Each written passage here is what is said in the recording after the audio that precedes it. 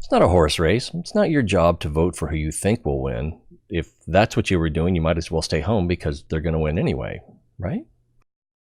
It's not your job to vote on electability. 2016 rendered the term electability pretty much moot. We still want to know who can win, but that's not the same as electability. In the caucuses and the primaries, our responsibility is to put forth the best candidate. So what are the criteria that makes up the best candidate? There are basically three things we want to consider: who can beat Trump, who has the best policies, and who has the best character or morality. You might be asking, what about experience? The candidate that's running this year with the most experience is President Trump. So I think we can see pretty quickly that experience is not the deciding factor. Pretty much every president will tell you that the experience they went in with was not adequate for the job. More important than experience are team building, character, priorities, and decision making. When we look at the Trump administration, or pretty much any administration, it's not hard to identify flaws in these areas. So let's start with who can beat Trump. Sanders and Warren both have something going against them. For the last 4 years, conservative news outlets have been painting them in an unfavorable light. Many people believe that Sanders is a communist, and he's trying to make America communist. While this is patently untrue, we in the general election will be forced to prove otherwise, so that's already an uphill battle. And while Warren has not been painted as a communist, she has been painted as a liar and as incompetent, so good luck winning voters there. Her big claim going into the Iowa caucuses is that she is the candidate who can unite the party. But we don't need to unite the party, we need to unite the country. More on that later. What about Biden? Could Biden beat Trump? Maybe. But I can't imagine a head-to-head competition with Biden and Trump going at each other being anything other than comical. Biden has also been painted with corruption, and if we have any illusions that Trump doesn't intend to magnify and use that against Biden, you're kidding yourself. Biden is just too vulnerable. Similarly, Mike Bloomberg is not that well equipped to go up against Trump either. Questions of corruption and profit motives taint Bloomberg almost as much as they taint Trump. But Democratic voters are less likely to get behind a candidate they see as corrupt. So in a head-to-head against Bloomberg, Trump voters will show up, Democratic voters will stay home. When we consider Steyer, Patrick, Klobuchar, Bennett, and Gabbard, we have a similar problem where voters just won't show up for them. None of these candidates are able to generate anything like enthusiasm that will translate into voter turnout. Trump wins. Buttigieg seems to be a little bit of a special case. He's a little more energizing than Klobuchar or Steyer, but his appeal is limited. And his time at McKinsey, where he was involved in layoffs and price fixing, will definitely be used against him. Also, as mayor of South Bend, there hasn't been much to suggest that he's been anything more than adequate. And during his short tenure, he's also produced many detractors. If you're still asking yourself, why not Pete, go to YouTube and search for Some More News, former Mayor Pete Buttigieg. I may even include a link in the description. So what makes Yang different? Yang is the one candidate with the kind of cross-party appeal that could lead not just to a maybe victory, but to a landslide victory, especially in swing states. Yang attracts not just Democrats and independents, but conservatives, libertarians, Republicans, even former Trump voters. So when Andrew Yang says not left, not right, but forward, that's more than a campaign slogan. If you have any doubt, libertarians for Yang, conservatives for Yang, Republicans for Yang, and former Trumpers for Yang aren't that hard to find. And when you get to the caucus, look for the Yang group and just ask, how many in the group are conservative and won't support any other Democrat? And when it comes to debates in the primary election, it doesn't matter who wins the debate. If you remember the 2016 debates, it was widely accepted that Hillary Clinton won those debates. But that did not translate into an election victory. And while out of the other candidates, Yang may be best against Trump in a head-to-head debate, it doesn't really matter that much.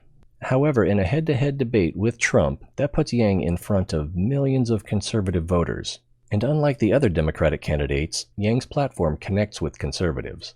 It should be pretty clear that the candidate that can drive voter turnout, energize voters, and steal votes directly from Trump's base, that's the candidate that can not only win, but can win in a landslide. Another YouTube video you should look for is Trumper for Yang, who posted a video about why he supported Trump in the previous election, but now he supports Andrew Yang. And he's not a unique character, he's representative of a fairly large segment of Trump voters. These are the reasons why Andrew Yang is the best candidate to beat Donald Trump. What about policies? Andrew Yang has the best policies not only for today, but for the future as well. His three biggest policies are the freedom dividend, Medicare available for all with a public option, and human-centered capitalism. The idea of human-centered capitalism is based on the idea that we are America. What is good for us is good for America. So while the stock market and GDP may be up, and headline unemployment down, when you look around you, you can see that things really aren't going that great. By re-incentivizing capitalism so that the things that make our lives better are also the way to a more profitable business, we use the economy to make our lives better, rather than using our lives as fuel for the machine. Probably the best known of his policies is the freedom dividend, also known as universal basic income.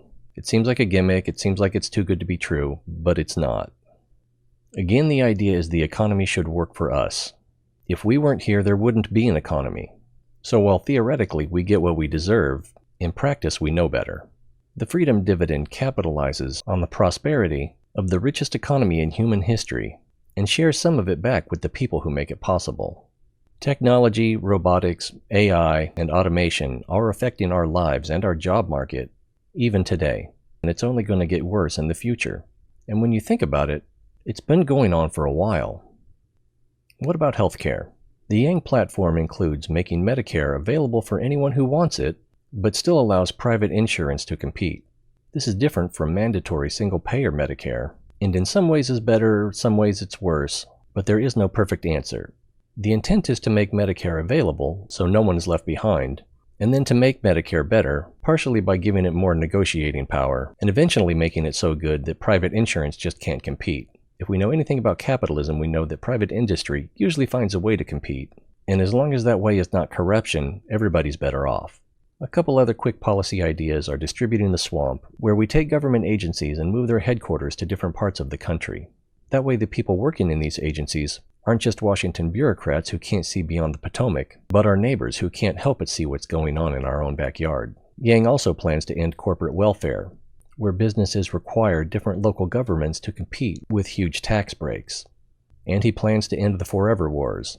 We've been engaged in ongoing armed conflict for almost 20 years now, and there's no real exit strategy. This needs to change. If we look at the policies of the other candidates, the most we can hope for is to return to the problems of 2016 with an incremental improvement. With Yang, the idea is to rewrite the rules of the 21st century economy so that it works for us, so that we have not just an incremental improvement, but more control over our lives and continuing improvement in the decades to come. That brings us to number 3. Andrew Yang has top-tier morality and character. When you have Bernie in the race, claiming your candidate has the strongest morality and character is just asking for an argument in which you can at best tie. But Andrew Yang has shown that the reasons he's running are not ambition, but compassion.